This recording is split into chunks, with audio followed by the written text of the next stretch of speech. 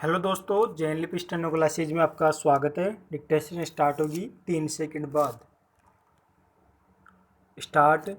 भारत विकासशील राष्ट्र है। निर्धनता, निरक्षरता, अंधविश्वास, अज्ञानता, रूढ़िवादिता, बीमारी, गंदगी और भूख यहाँ अभी व्याप्त है।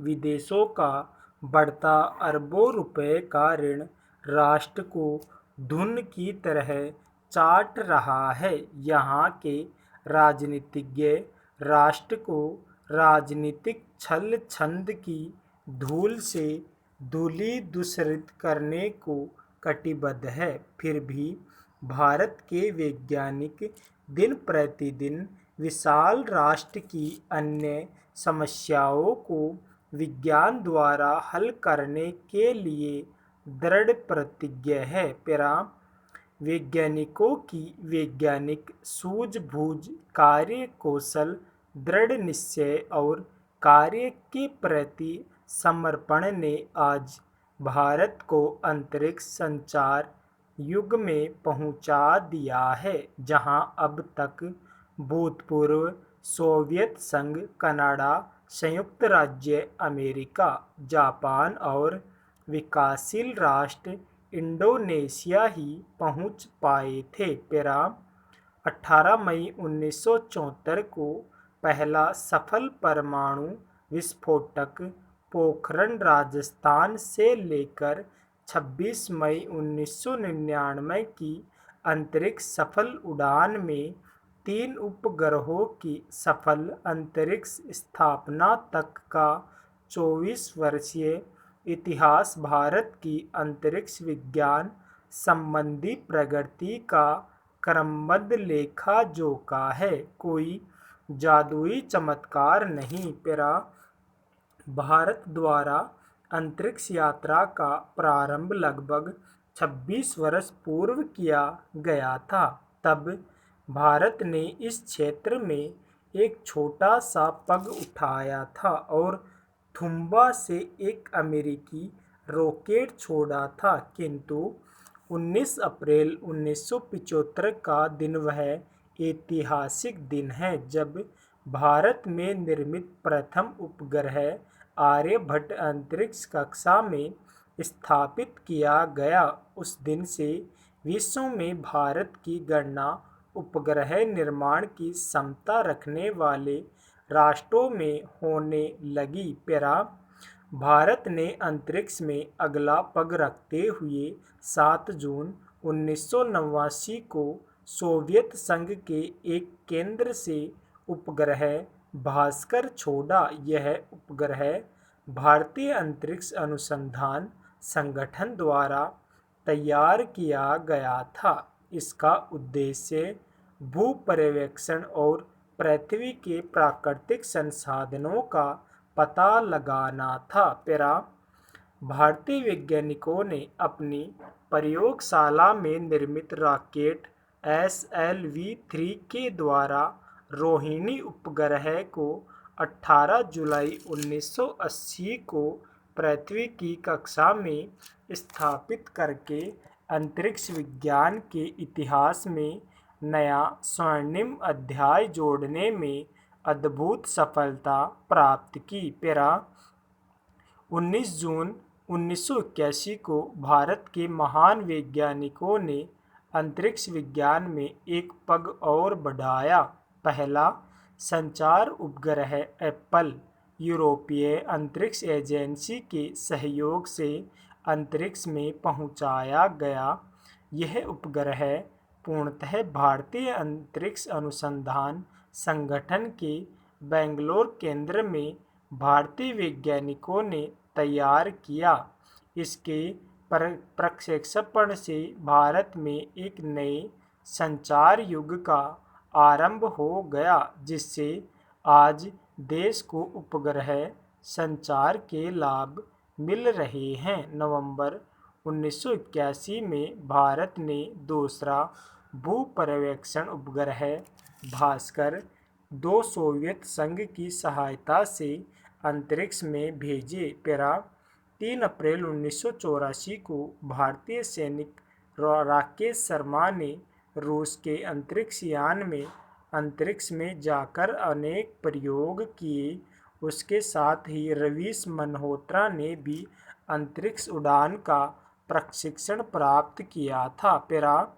29 अप्रैल 1985 को अमेरिकी स्पेस लेस 3 पर स्थित भारतीय अंतरिक्ष प्रयोगशाला अनुराधा ने अपना एक सप्ताह की यात्रा में सूर्य तथा ब्रह्मांड में अनेक स्रोतों से निकलकर पृथ्वी के वायुमंडल में आने वाली ऊर्जा किरणों के गठन तथा तीव्रता का अनुसंधान किया। इसके पश्चात अंतरिक्ष विज्ञान में भारत ने तेजी से कदम बढ़ाए। दुर्भाग्यवश 24 मई 1988 को छोड़ा गया पहला ASLV विफल रहा। ASLV D2 19 जुलाई 1988 को श्रीहरिकोटा से उड़ा और 54 सेकंड बाद ही बंगाल की खाड़ी में गिरकर डूब गया। भारत के करोड़ों रुपए नष्ट करता हुआ वैज्ञानिकों की अनुसंधान प्रतिभा भी अक्षमता का परिचय दे गया। देश में संचार, दूरदर्शन तथा आकाशवाणी प्रसारण एवं मौसम संबंधी जानकारी के लिए 12 जून 1990 को इनसैट 1D को अमेरिका के केपर कैनावेरल फ्लोरिडा से अंतरिक्ष में भेजकर अंतरिक्ष में ही स्थापित किया गया। दूसरी ओर 29 अगस्त 1991 को दूर संवेदी उपग्रह IRS-1B सोवियत संघ के बैकानूर अंतरिक्ष केंद्र से अंतरिक्ष में प्रक्षेपित किया गया। इस अति आधुनिक उपग्रह का डिजाइन भारत में ही तैयार किया गया था। 20 मई 1992 को ASLV D3 को श्रीहरिकोटा के रॉकेट प्रक्षेपण केंद्र से छोड़ा गया। वह उड़ान सफल रही और इस उड़ान से छोड़े गए उपग्रह को 450 किलोमीटर ऊंचाई पर भूस्थिर कक्षा में स्थापित कर दिया गया। 17 अगस्त 1992 को अंतरिक्ष विज्ञान में भारत को एक नई सफलता मिली। स्वदेशी उपग्रह इनसैट 2A से प्रसारण शुरू हो जाने से दूरदर्शन लगभग $40,000 की विदेशी मुद्रा की बचत करेगा। 23 जुलाई 1993 को भारत में निर्मित दूसरा बहुउद्देशीय इनसैट 2B को फ्रेंच गुयाना में कोरू से एक एरियन रॉकेट द्वारा प्रक्षेपित किया गया। यह मौसम संबंधी सूचना, संचार, संपर्क और दूरदर्शन प्रसारण में सशक्त काम कर रहा है। 4 मई 1994 को ASLV D4 के सफल प्रक्षेपण द्वारा 113 किलोग्राम के रोहिणी श्रृंखला के दूसरे उपग्रह स्रोत C को पृथ्वी के कक्ष में स्थापित कर दिया। भारत के उपग्रह प्रक्षेपण कार्यक्रम में यह सफलता मील का पत्थर साबित होगी। लगभग स्वदेशी तकनीकी पर आधारित ASLV D4 इस दिशा में भारत की आत्मनिर्भरता का परिचय है।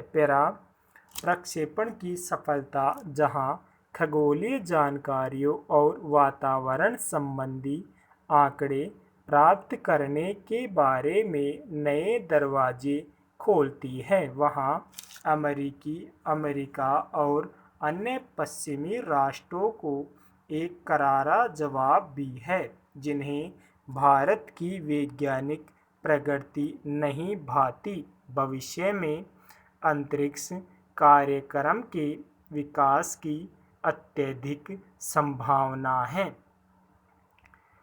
आशा करता हूँ डिक्टेशन आपको काफ़ी पसंद आई होगी। धन्यवाद।